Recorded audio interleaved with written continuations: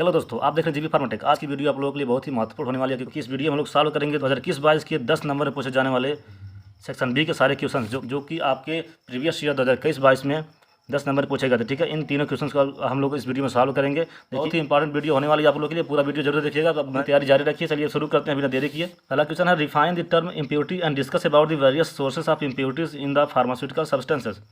आखिर इम्प्योरिटी शब्द से हम लोग क्या समझते हैं उसके बारे में हम लोग देखते हैं। देखिए, इम्प्योरिटी क्या होता है? एक फॉरेन अनवांटेड मैटर होता है जो कि हमारे फार्मास्यूटिकल कंपाउंड में या फिर ड्रग में प्रेजेंट होता है, और वो क्या करता है? Affect the purity of the compound. जो हमारा कंपाउंड होता है, ड्रग होता है, फार्मास्यूटिकल प्रोडक्ट होता है, उसकी प्योरिटी को अफेक्ट कर देता है, जिसके कारण उसका फिजिकल केमिकल प्रॉपर्टी चेंज हो जाता है और अपना प्रॉपर रूप से फंक्शन या काम या इफेक्ट नहीं दे पाता है। ठीक है, एग्जाम्पल देख लेते हैं। Few pieces of the stone in the cereals. जैसे नॉर्मली हम लोग अपने जीवनचर्या में देखते हैं, जो अपने हमारे दाल में, चावल में, ग्रेन, छोटे छोटे वाइट पीस के स्टोन पाए जाते हैं। ठीक है, देखते हैं हम लोग खाना खाते हैं, मिल जाता है दाल में, कभी चावल में स्टोन मिल जाते हैं, छोटे वाइट चावल में वाइट स्टोन मिल जाते हैं। ठीक है, तो सारे इम्प्योरिटीज होती हैं जिनका कोई काम नहीं होता है, वो केवल वेट बढ़ाते हैं। ठीक है, sodium chloride prepare from the rock salt. जब हम लोग सोडियम क्लोराइड को प्रिपेयर करते हैं फ्रॉम द रॉक सॉल्ट से, तो रॉक सॉल्ट में प्रेजेंट जो कैल्शियम सल्फेट होता है और मैग्नीशियम क्लोराइड होता है, वह भी हमारे सोडियम क्लोराइड के साथ उसमें चले जाते हैं, जो कि एक इम्प्योरिटी की तरह काम करते हैं। ठीक है, देख लें, हम बात करते हैं सोर्सेज ऑफ इम्प्योरिटीज, जो कि पूछा आपके क्वेश्चन में। सोर्स क्या होता है? देखिए, रॉ मटेरियल, पहला बात मटेरियल होता है। ठीक है, मेथड ऑफ मैन्युफैक्चरिंग। अगर हम लोग 4M का फुल फॉर्म याद रखते हैं तो हमारा sources of impurity question automatically solve हो जाएगा। ठीक है, पहला हो गया मटेरियल, एम से क्या हो गया? मटेरियल। सेकंड हो गया मैन, जो हमारा एम्प्लॉय काम करता है। ठीक है, मेथड हो गया, कौन कौन से मेथड यूज करते हैं। देखिए, पहला मेथड यहाँ पे दिखा, यहाँ मेथड वाला दिया गया है, मेथड हो गया। चौथा हो गया मैन्युफैक्चरिंग, तो मैन्युफैक्चरिंग हो गया। ठीक है, इन चारों स्टेप, ये चार ऐसे स्टेप होते हैं जिनमें हमारा इम्प्योरिटी आ जाता है। अगर हमारा मटेरियल शुद्ध है तो कहीं मेथड में गलती हो गया, मेथड भी सही है तो मैन्युफैक्चरिंग में दिक्कत हो गया, मतलब कहीं ना कहीं से इम्प्योरिटी आ जाती है। ठीक है, तो आप लोग इस 4M को याद कर लेते हैं तो आपका क्वेश्चन सॉल्व हो जाएगा। ठीक है, मेथड ऑफ मैन्युफैक्चरिंग केस में मेथड क्या होता है? रिएजेंट यूज करते हैं, इंटरमीडिएट प्रोडक्ट होता है, सभी के बारे में हम लोग डिटेल पढ़ेंगे। ठीक है, डिटेल में हम लोग पढ़ेंगे सबके बारे में। Reagent use to eliminate the impurity. कभी कोई इम्प्योरिटी प्रेजेंट होता है, उसको एलिमिनेट करने के लिए, बाहर निकालने के लिए हम कोई और कंपाउंड या रिएजेंट यूज करते हैं, तो वह रिएजेंट कभी कभी खुद ही इम्प्योरिटी की तरह काम करने लगता है। सॉल्वेंट यूज करते हैं, वो भी इम्प्योरिटी की तरह काम करता है। कैसे करता है हम लोग देखेंगे आगे। एटमॉस्फेरिक कंटामिनेशन होता है, मैन्युफैक्चरिंग हजार्ड होता है। इसमें मैन्युफैक्चरिंग हजार्ड मतलब कि हजार्ड मतलब contamination from the matter, cross contamination by microbes, errors in the manufacturing and the errors in the storage and the packaging. ठीक है, सभी के बारे में हम लोग पढ़ेंगे डिटेल में, आप लोग टेंशन मत लीजिए।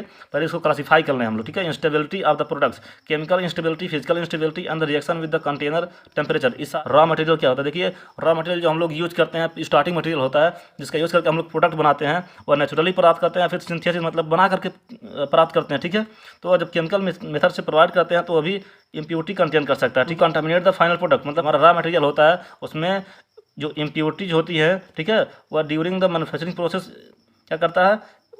कंटामिनेट कर देता है फाइनल प्रोडक्ट को, मतलब फाइनल प्रोडक्ट को कंटामिनेट कर देता है। ठीक है, नेक्स्ट देखते हैं मेथड ऑफ मैन्युफैक्चरिंग। कौन कौन से मेथड होते हैं जो मैन्युफैक्चरिंग के दौरान, उन ऐसे मेथड होते हैं जो कंटामिनेट कर देते हैं, मतलब कि इम्प्योरिटी प्रोवाइड कराते हैं। जैसे कि इम्प्योर रिजेंट, मान लीजिए ऐसा मेथड है, उसमें हम लोग इम्प्योर रिजेंट का यूज़ कर रहे हैं, जो कि प्योर है ही नहीं। ठीक है, कैटलिस्ट एंड सॉल्वेंट यूज़ कर रहे हैं, वो भी प्योर नहीं है, तो क्या करेगा? वो इम्प्योरिटी प्रोवाइड कराएगा। रिजेंट इम्प्लॉयड या reagent use in the manufacturing process, हमारी मैन्युफैक्चरिंग प्रोसेस में जो रिएजेंट यूज होते हैं वह किस तरह से इम्प्योरिटी प्रोवाइड कराते हैं, इम्प्योरिटी एज इम्प्योरिटी काम करते हैं। जैसे कि मान लो calcium carbonate contains the soluble alkali as impurity. हम लोग अगर कैल्शियम कार्बोनेट का यूज़ कर रहे हैं अपने किसी भी प्रोडक्ट में, मैन्युफैक्चरिंग में प्रोसेस में, ठीक है, तो कैल्शियम कार्बोनेट के साथ साथ वह सॉल्युबल एल्काली भी आता है। ठीक है, उसके साथ, जो कि सॉल्युबल एल्काली का कोई काम नहीं है, वह इम्प्योरिटी की तरह काम करता है। ठीक है, मतलब कि कैल्शियम कार्बोनेट के इफेक्ट को ही वेरी कर देता है। वेरियम आयन, जो कि हाइड्रोजन परऑक्साइड प्रेजेंट होता है। अगर हम हाइड्रोजन परऑक्साइड को यूज करते हैं तो उसमें बेरियम आयन भी साथ में चला आएगा, तो भी इम्प्योरिटी काम करेगा। Reagent use to eliminate the other impurities, किसी इम्प्योरिटी को एलिमिनेट करने के लिए, बाहर निकालने के लिए जो हम रिएजेंट यूज़ करते हैं, जैसे कि इसमें अगर हम बेरियम को यूज़ करते हैं सल्फेट को रिमूव करने के लिए, कोई सल्फेट इम्प्योरिटी है उसको रिमूव करने के लिए हम लोग बेरियम का यूज़ करते हैं, तो बेरियम क्या करता है? खुद इम्प्योरिटी की तरह काम करने लगता है, वो एलिमिनेट नहीं होता है। ठीक है, सॉल्वेंट क्या होता है, हम लोग वाटर की यूज़ करते हैं जैसे कि, तो वाटर में हमारे बहुत सारे इम्प्योरिटीज होते हैं, जैसे कि कैल्शियम आयन हो गया, जिसकी आवश्यकता मान लीजिए हमें नहीं है, उस प्रोडक्ट में, उस प्रोसेस में हमें मान लिया कैल्शियम आयन की आवश्यकता नहीं है, तो वाटर के साथ वो कैल्शियम आयन भी हमारे प्रोडक्ट में आ जाएगा। Magnesium ion, sodium ion, chloride ion, sulphate ion, ये सब हमारा जो होता है ट्रेस अमाउंट, मतलब कि बहुत ही कम अमाउंट में होते हैं, बहुत ही कम मात्रा में होते हैं, लेकिन वह इम्प्योरिटी की तरह काम करेंगे। ठीक है, नेक्स्ट देखते हैं atmospheric contamination during the manufacturing process. Atmospheric, जो जिस एटमॉस्फेयर में, जिस माहौल में, जिस एरिया में वो मैन्युफैक्चर हो रहा है, प्रोसेस हो रहा है, उसमें जो होता है कैसे होता है, कोई गैस, मतलब कि डस्ट फॉर्म में से एल्युमिनियम ऑक्साइड ड्रग है, सल्फर है, सिलिका है, ये सारे का अगर हम लोग मैन्युफैक्चर कर रहे हैं, इसका यूज़ करके हम लोग कोई ड्रग बना रहे हैं, तो उसका जो डस्ट होगा वह उड़ करके दूसरे प्रोडक्ट पे पड़ेगा, उसको मतलब कि उसको इफेक्ट कर देगा। ठीक है, एंड मैनी गैस, कोई गैसियस फॉर्म में कार्बन डाइऑक्साइड हो गया, सल्फर डाइऑक्साइड हो गया, हाइड्रोजन सल्फेट हो गया, ये सब गैसियस फॉर्म में होते हैं, जो कि contaminate the final product during manufacturing, जो मैन्युफैक्चरिंग के समय हमारे फाइनल प्रोडक्ट को कंटामिनेट कर देते हैं। मैन्युफैक्चरिंग हजार्ड क्या होता है, contamination from the particulate matter, इसमें कंटामिनेशन होता है फ्रॉम द पार्टिकुलेट मैटर्स, मतलब स्पेसिफिक ऐसा कोई प्रोडक्ट होता है, केमिकल होता है, मटेरियल होता है, जिसके कारण हमारा कंटामिनेशन होता है, जैसे कि डर्ट या गैस, पोर्सलिन, प्लास्टिक या metallic fragment.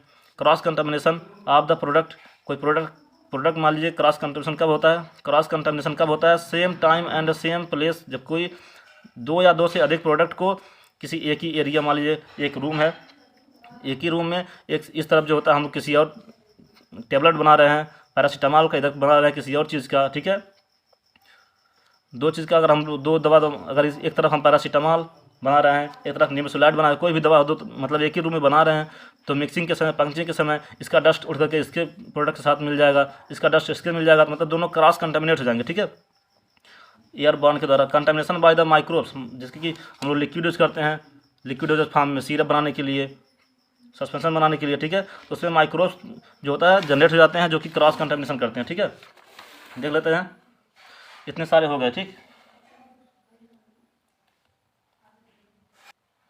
Method of manufacturing में कौन कौन सी दिक्कत आती हैं, इम्प्योर रिएजेंट, कैटलिस्ट, ये सब हो ही गए हैं।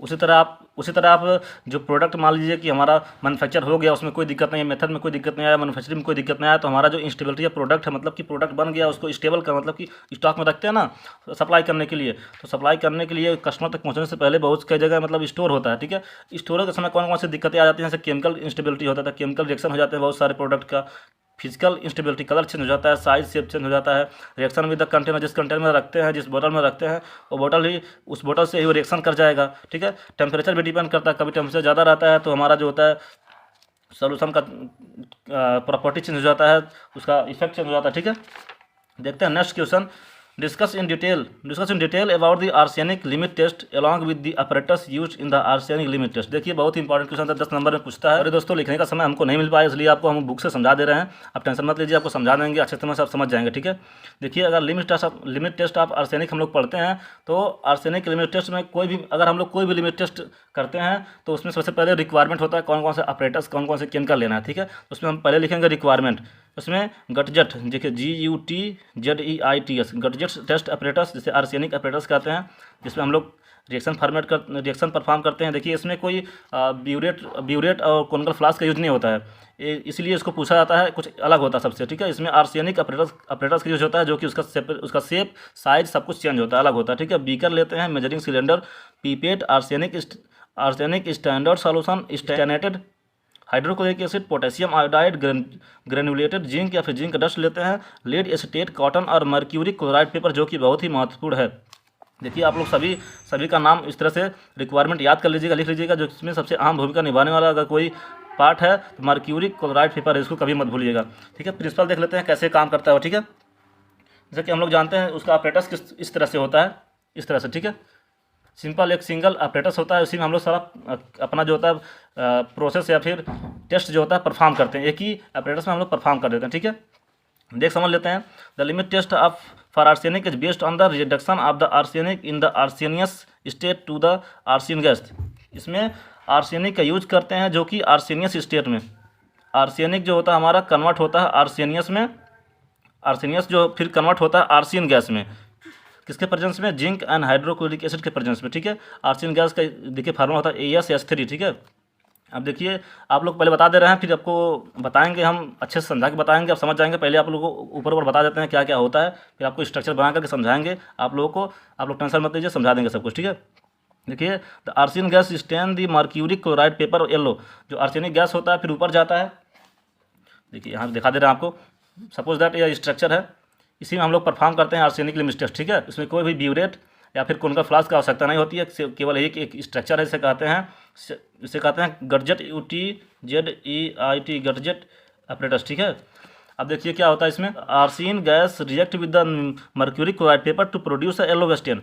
अब देखिए क्या होता है इसमें, हमारा आर्सेनिक कोई सिंपल सोल्यूशन है, उसमें आर्सेनिक डाल देंगे। आर्सेनिक डालते ही इसमें हाइड्रोक्लोरिक एसिड डालेंगे, जिंक डालेंगे, तो हाइड्रोक्लोरिक एसिड के साथ क्या करेगा, आर्सेनिक एसिड बना लेगा, ठीक है। फिर आर्सेनिक एसिड फिर रिड्यूसिंग एजेंट की प्रोसेस में कन्वर्ट होगा आर्सेनियस एसिड में, ठीक है।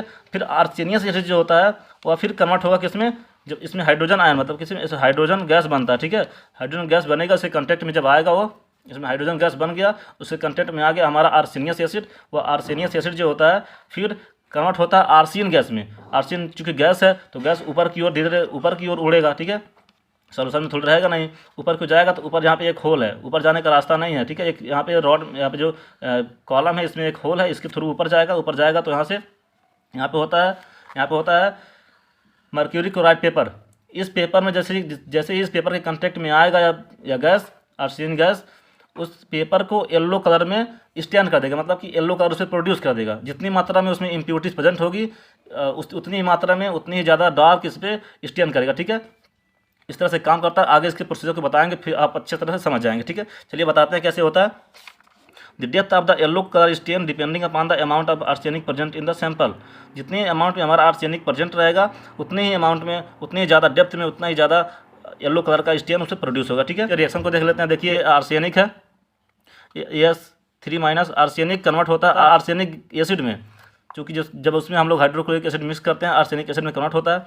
आर्सेनिक एसिड में कन्वर्ट होने के बाद या आर्सेनिक एसिड फिर कन्वर्ट होता है आर्सेनियस एसिड में। देखिए H3ASO4 arsenic acid, H3ASO4 arsenic acid, और ए आर्सेनिक एसिड कन्वर्ट होता है H3ASO3।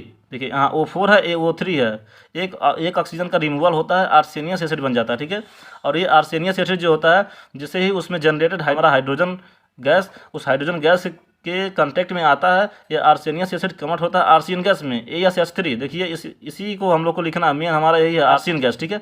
आर्सेन गैस में कन्वर्ट हो जाएगा, यही आर्सेन गैस हमारे ऊपर की ओर आएगा, हमारे HgCl2 मर्क्यूरी क्लोराइड पेपर से जैसे ही बाइंड करेगा, मतलब उसके जैसे कांटेक्ट में आएगा वहाँ पे येलो कलर का स्टेन प्रोवाइड करा देगा। उसी से हम लोग कंपेयर कर लेंगे, ठीक है। Stannous chloride is used to complete the evolution of the arsine. Zinc, potassium chloride and stannous chloride are used as a reducing agent, ठीक है। इन्हीं के प्रेजेंस में सब चेंज होते हैं। Hydrochloric acid is use to make the solution acidic. Acidic बनाने के लिए हाइड्रोक्लोरिक एसिड का यूज करते हैं, ठीक है। लीड एस्टेट प्लेजर आर द पेपर, जो हमारा लेड स्टेट का पेपर है या फिर प्लेजर है, वो यूज़ करते हैं trap any hydrogen sulphide which may be involve along with the arsine. कोई भी हाइड्रोजन सल्फाइड अगर प्रेजेंट है उसको भी इवेलुएट कर देगा। अपरेटस जो यूज़ करते हैं, देखिए उससे पूछा है अपरेटस के बारे में, जो इसमें क्वेश्चन दिया है, पूछा है कि देखिए along with the apparatus used in the arsenic limit test, मतलब कि अपरेटस के बारे में बताना है। तो देखिए अपरेटस का स्ट्रक्चर आप इस तरह से बनाइएगा, नेमिंग करिएगा सब कुछ। देखिए zinc and the hydrochloric acid में ऐड करेंगे, ठीक है। टेस्ट सोल्यूशन है, इसको जब ये रिड्यूस होगा क्या कहते हैं, हमारा आर्सेनिक एसिड में कन्वर्ट होगा। आर्सेनिक एसिड जो होता है आर्सेनियस एसिड में कन्वर्ट होगा, आर्सेनियस एसिड कन्वर्ट होगा हमारा आर्सेन गैस में। तो आर्सेन गैस इसी के थ्रू जो होता है ऊपर जाएगा, इस होल के थ्रू जाएगा ऊपर लेड स्टेट वूल से होके हुए जो पास होगा, जैसे पहुंचेगा हमारा मर्क्यूरी क्लोराइड पेपर पे। यहाँ पे जितनी मात्रा में हमारा आर्सेनिक प्रेजेंट रहेगा उसी हिसाब से यहाँ पे स्टेन करेगा येलो कलर का पेपर पे, ठीक है। पेपर को निकाल के हम लोग देखेंगे कितनी मात्रा में कितना डार्क हुआ स्टेन है, उसी हिसाब से पता लगाएंगे कि हाँ उसमें कितनी मात्रा में प्रेजेंट है, ठीक है। अब देख लेते हैं अपरेटस क्या होता है, उसके बारे में सब कुछ लिख दीजिए। 60 ml का जनरेटर बोतल होता है, ठीक है। रबर स्टॉपर होता है, इसमें 6.5 ml का डायमीटर होता है। It has the narrow part of the glass tube B, ठीक है। Glass wall is inserted up to the part of the stopper up to the part, ठीक है। It has the lead state cotton plug, lead state का cotton plug होता है। इस सारी चीज़ों को लिख देंगे, ठीक है। प्रोसीजर देख लेते हैं क्या होता है। लिमिट टेस्ट का प्रोसीजर आप जानते हैं कि टेस्ट सैंपल लेते हैं एक तरफ स्टैंडर्ड सैंपल लेते हैं। इस तरह से एक स्टैंडर्ड सैंपल रखा रहेगा और टेस्ट सैंपल में इस तरह से हम सारा रिएक्शन हम लोग करेंगे। करने के बाद हम लोग कंपेयर करते हैं, देख लेते हैं कैसे होता है। देखिए जो हमारा स्टैंडर्ड होता है उसमें 1 ml of the arsenic standard solution को हम लोग रख देते हैं, उस बोतल में 50 ml डाइल्यूट कर लेते हैं, ठीक है। जो हमारा टेस्ट है उसे पता नहीं कितना हम लोग डालना है, तो हम लोग क्या करेंगे, डिजॉल्व स्पेसिफिक अमाउंट, कुछ अमाउंट में डाल देंगे हम लोग substance to be examine in the water in the wide mouth bottle. Add करेंगे 5 ml of the hydrochloric acid, same इसमें भी हाइड्रोक्लोरिक एसिड ऐड करेंगे जो स्टैंडर्ड होता है, ठीक है। Transfer the above solution mixture into the arsenic apparatus बोतल। पहले जो होता है इसको एक वाइड माउथ, इसमें इसको जो होता है पहले वाइड माउथ ऑफ बोतल, मतलब वाइड माउथ का एक बोतल होगा, उसमें इसको सॉल्यूशन को बनाएंगे, 5 ml स्टैंडर्ड हाइड्रोक्लोरिक एसिड को ऐड करेंगे, दोनों में यहाँ तक कर लेंगे। उसके बाद में इसको मिक्सचर को ट्रांसफर करेंगे किसमें, आर्सेनिक एपेरेटस बोतल में। इस वाले बोतल में हम लोग कन्वर्ट कर लेंगे, स्टैंडर्ड में भी सैंपल में भी, ठीक है। ये ओपन भी हो जाता है, ठीक है। ऐड करेंगे टेस्ट वाले में 5 ml of the 1 mole potassium iodide, दोनों में सेम ऐड करेंगे। फिर 10 ml zinc, 10 gram zinc add करेंगे दोनों में। फिर 40 डिग्री सेंटीग्रेड पे हम लोग वाटर बाथ पे रख करके गर्म करेंगे, 40 मिनट के लिए गर्म करेंगे। 40 मिनट गर्म करने के बाद जो होता है yellow stain produced on the AgCl, जब वो गैस जाएगा ऊपर येलो स्टेन प्रोड्यूस होगा, उसको हम लोग दोनों को कंपेयर करेंगे, फिर बताएंगे कि हाँ लिमिट टेस्ट पास हुआ कि फेल हुआ, ठीक है। चलिए नेक्स्ट क्वेश्चन देख लेते हैं। नेक्स्ट क्वेश्चन पूछा है, illustrate the method of preparation, properties, assay and uses of the ammonium chloride. देखिए अमोनियम क्लोराइड क्वेश्चन, ये वाला क्वेश्चन देखिए 2022-23 में भी रिपीट हुआ है, ठीक है। देखिए यहाँ पूछा, what are the gastric acidifier, describe the preparation, properties, assay and uses of the ammonium chloride acidifier. देखिए अमोनियम क्लोराइड एसिडिफायर होता है हमारा गैस्ट्रो इंटेस्टाइनल एजेंट में हम लोग पढ़े हैं, उसमें एसिडिफायर क्या होता है उसको लिखना है, और इसका सारा कुछ preparation, property, assay and use लिखना, ठीक है। तो पहले हम लोग लिखेंगे इसमें, it is act as acidifier, मतलब क्या होता है, एसिडिफायर होता है। दोनों सेम है, अगर कुछ भी पूछता है तो वहाँ पे देखिए एसिडिफायर का डिफाइन करके लिखना है, यहाँ पे सिंपल लिखना है, ठीक है। देखने पढ़ लेते हैं। Ammonium chloride also known as the acidifiers, ठीक है। मॉलिक्यूलर फार्मूला क्या होता है, NH4Cl। अमोनियम क्लोराइड क्या होता है, NH4Cl। मॉलिक्यूलर वेट क्या होता है, 53.5। कैसे मॉलिक्यूलर वेट निकालते हैं, देखिए नाइट्रोजन का मॉलिक्यूलर वेट कितना होता है, 14। देखा मॉलिक्यूलर, यहाँ एटम नंबर है या मॉलिक्यूलर वेट है, ठीक है। ऊपर जो होता है मॉलिक्यूलर वेट होता है, नाइट्रोजन का 14 होता है, हाइड्रोजन का 1 होता है, चूँकि 4 हाइड्रोजन है तो 4 हो जाएगा, 14 4 कितना हो गया, 18। और हमारा जो क्लोराइड है, क्लोराइड का जो होता है हमारा 35 के आसपास होता है, 35.5 होता है, तो 18 + 35.5 तो 53.5 हो जाएगा, ठीक है। सिनोनिम्स क्या होता है, मतलब किस और नाम से जानते हैं इसको, अमोनियम म्यूरिएट, सेल अमोनियक एंड सल्मियक बोलते हैं, ठीक है। प्रिपरेशन देख लेते हैं, प्रिपेयर कैसे करते हैं इसको। वेरियस मेथड होते हैं उसमें, इसको प्रिपेयर करने के लिए बहुत सारे मेथड होते हैं, इसमें एक मेथड को देख लेते हैं जो कि बहुत ही सिंपल और आसान है, आप लोग एक बार देख करके समझ जाएंगे। Prepared by reacting liquid ammonia NH3, जो कि अमोनिया होता है, उसको रिएक्शन करेंगे किससे, हाइड्रोक्लोरिक एसिड को, मतलब कि NH3 को रिएक्शन कराएंगे HCl से, तो हमारा अमोनियम क्लोराइड फॉर्म हो जाएगा, जो कि सॉल्यूशन के फॉर्म में रहेगा। सॉल्यूशन को इवेपोरेट कर देंगे, मतलब कि वाष्प कर देंगे। वाष्प होने के बाद जो होता है जितना वाटर रहेगा वो उड़ जाएगा, गर्म करने के बाद जो जितना वाटर रहेगा सॉल्यूशन रहेगा वह लिक्विड उड़ जाएगा, उससे प्रेजेंट हमारा जो सॉलिड फॉर्म में अमोनियम क्लोराइड रहेगा वह नीचे बैठा रह जाएगा, उसको हम लोग ऑब्टेन कर लेंगे, ठीक है। जो हम लोग लिखे हैं उसके रिएक्शन को भी लिखना है, तो रिएक्शन लिखना मत भूलिएगा। देखिए अमोनिया हो गया और हाइड्रोक्लोरिक एसिड हो गया, दोनों के रिएक्शन कराएंगे तो NH4Cl। देखिए अमोनिया में 3 H हाइड्रोजन है और हाइड्रोक्लोरिक एसिड में 1 हाइड्रोजन है, तो 1 और 3 हो गया 4, NH4, 4 हाइड्रोजन और Cl एक मिल जाते हैं, ठीक है। अमोनियम क्लोराइड हो गया। प्रॉपर्टीज़ क्या होता है इसकी, ऐसे कौन कौन से गुण हैं इसके, देखिए physical property and chemical property.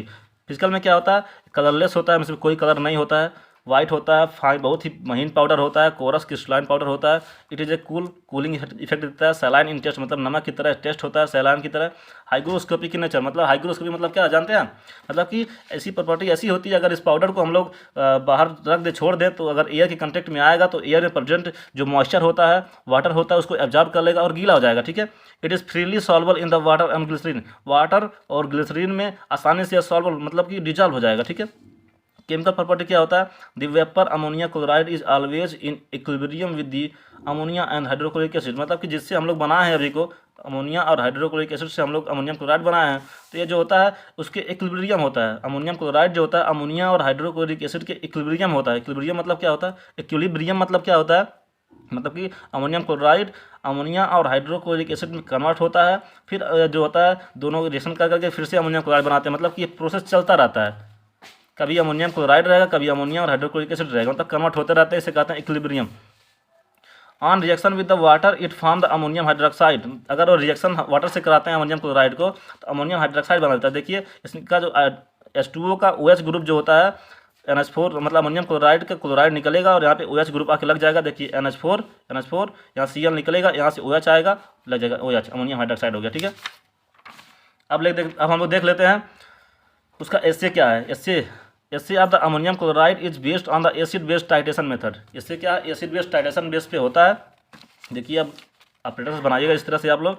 हम लोग जानते हैं कि ब्यूरेट रहता है, कॉनिकल फ्लास्क रहता है। ठीक है, अब देखिए जो हमारा ब्यूरेट है उसमें 0.1 मोलर का NaOH मतलब कि बेसिक सॉल्यूशन उसमें रख लेंगे, सॉल्वेंट बेसिक सॉल्वेंट NaOH रख लेंगे। और हमारा जो कॉनिकल फ्लास्क है 0.1 gram ammonium chloride dissolve in the 20 ml of water. इसमें हम लोग 0.1 ग्राम अमोनियम क्लोराइड को डिजॉल्व करेंगे 20 ml वाटर लेकर के, फिर उसमें 5 ml फार्मल्डिहाइड सॉल्यूशन ऐड करेंगे। देखिए फार्मल्डिहाइड सॉल्यूशन ऐड करेंगे 5 ml, फिर neutralize to dilute phenolphthalein solution and 20 ml water. फिर उसमें 20 ml वाटर ऐड करेंगे, फिर फिनाप्थलीन ऐड करेंगे कुछ मात्रा में 2-3 ड्रॉप, फिर 2 मिनट तक उसको छोड़ देंगे ऐसे। 2 मिनट के बाद उसमें क्या करेंगे 0.2 ml का डाइल्यूट फिनाप्थलीन, फिर उस फिनाप्थलीन को डाइल्यूट जो किया हुआ है उसको 0.2 ml फिर ऐड करेंगे जो कि इंडिकेटर का काम करता है। अब टाइट्रेशन स्टार्ट करेंगे तो देखिए क्या होता है। जो हमारे इस कॉनिकल फ्लास्क में क्या है, पहले अमोनियम क्लोराइड ऐड किए हैं हम लोग। देखिए अमोनियम क्लोराइड ऐड किए हैं 20 ml वाटर, फिर उसमें फार्मल्डिहाइड ऐड किए हैं। तो अमोनियम क्लोराइड और फार्मल्डिहाइड, देखिए यहाँ पे नाम लिख, अमोनियम क्लोराइड नाम लिख लीजिएगा, यहाँ फार्मल्डिहाइड नाम लिख लीजिएगा। ठीक है, दोनों रिएक्शन करते हैं, बनाते हैं क्या, एसिड बनाते हैं, हाइड्रोक्लोरिक एसिड। ठीक है, और CH2 डबल बॉन्ड NH। अगर आप बैलेंसिंग आप पढ़े होंगे कैसे कैसे बैलेंस चेंज होता है, रिएक्शन करता है, तो आप समझ जाएंगे। ठीक है, अभी हम लोग सॉल्व कर रहे हैं पेपर, तो इस वीडियो में समझा नहीं सकते क्योंकि वीडियो लंबा हो जाएगा। ठीक है, और हाइड्रोक्लोरिक एसिड जो यहाँ सॉल्यूशन में बन रहा है एसिडिक मीडियम में, इसका टाइट्रेशन कराएंगे हम लोग NaOH से। तो HCl और NaOH रिएक्शन करेगा तो बनेगा NaCl, और इसी के द्वारा हम लोग इसी क्वांटिटी के आधार पे इसकी क्वांटिटी के आधार पे हम लोग मेजर करेंगे कितनी मात्रा में हमारा अमोनियम जो होता है, कितनी मात्रा में हमारा क्लोराइड आयन जो होता है यहाँ पे इससे बाइंड किया है, उस हिसाब से हम लोग पता लगाएंगे कि हमारा कितना अमोनियम क्लोराइड था। ठीक है, यूज़ क्या है, एज द सिस्टेमिक एसिडिफायर, मतलब सिस्टेमिक एसिडिफायर की तरह यूज होता है। मतलब हमारे बॉडी में कभी कभी होता है ना अधिक मात्रा में एल्कलाइन फॉर्म में जो फ्लूइड होते हैं एल्कलाइन फॉर्म में हो जाते हैं, मतलब कि जितना होना चाहिए, जितना एसिडिक होना चाहिए एसिडिक फॉर्म से एल्कलाइन फॉर्म में कन्वर्ट हो जाते हैं। तो उसको एसिडिफाई करने के लिए इसका यूज करते हैं अमोनियम क्लोराइड का। ठीक है, particularly use in the acidosis of the body. देखिए दिखा है ना, एसिड बेस का जो pH होता है उसको मेंटेन करता है। डाई यूरेटिक्स में इसका यूज करते हैं। एक्सपेक्टोरेंट क्या होता है, एज एक्सपेक्टोरेंट भी यूज करते हैं। एक्सपेल दी कफ होता है, किसी को खांसी उसी आता है तो देखते हैं दवा डॉक्टर साहब से ले आके आते हैं, दवा खाते हैं, जितना कफ जमा होता है हमारे रेस्पिरेटरी सिस्टम में वो बाहर निकल जाता है। कैसे निकलता है, वो डाइल्यूट कर देता है उसको, या फिर ब्रेक डाउन कर देता है अंदर से, वहाँ से फिर बाहर निकल जाता है expectorant, expel the cough out. ठीक है, और नेक्स्ट वीडियो जो सेक्शन बी का देखिए, आपको बता दें हम 2 क्वेश्चन जो कि सेम इसमें पहला इम्प्योरिटी वाला क्वेश्चन है और तीसरा question illustrate the method of preparation property assay and use of ammonium chloride. 2 question जो होता है 2022-23 के क्वेश्चन में भी सेम 10 नंबर पूछे गए हैं। समझ लीजिए हम लोग का 2 क्वेश्चन इसमें भी सॉल्व हो गया है। देखिए define impurity, discuss about the various source of impurity. ठीक है, और what are the gastric acidifier, इसमें देखिए एक डेफिनेशन अलग पूछ लिया है, ऐड कर दिया है। इसको डिफाइन कर लेंगे आप लोग। उसके बाद पूरा अमोनियम क्लोराइड का preparation property assay and use आप लिख लीजिएगा। ठीक है, अगली वीडियो हम लोग जल्दी आज ही हम अगली वीडियो अपलोड करेंगे। What are the anti microbial agent, explain the mechanism of action of the anti microbial agent. ठीक है, इस वाले क्वेश्चन को हम लोग आज की वीडियो अपलोड करेंगे। चलिए आप लोग अपना तैयारी जारी रखिए। अगर आप चैनल पे पहली बार आए हो तो चैनल को सब्सक्राइब कर लीजिए ताकि हर अपडेटेड वीडियो सबसे पहले आप तक पहुंचे, और ज़्यादा से ज़्यादा अपने दोस्तों में शेयर करिए ताकि आपके साथ साथ आपके दोस्तों का भी भला हो सके। अगर आप टेलीग्राम चैनल पर ना जुड़े हो तो टेलीग्राम का लिंक हम इसके डिस्क्रिप्शन में डाल देंगे, वहाँ से आप लोग टेलीग्राम को ज्वाइन कर लीजिएगा, जहाँ पे ये सारे नोट्स आपको प्रोवाइड हो जाएंगे। ठीक है, वहाँ से आप अपलोड कर लीजिएगा। चलिए मिलते हैं छोटे से ब्रेक का, तब तक के लिए जय हिंद।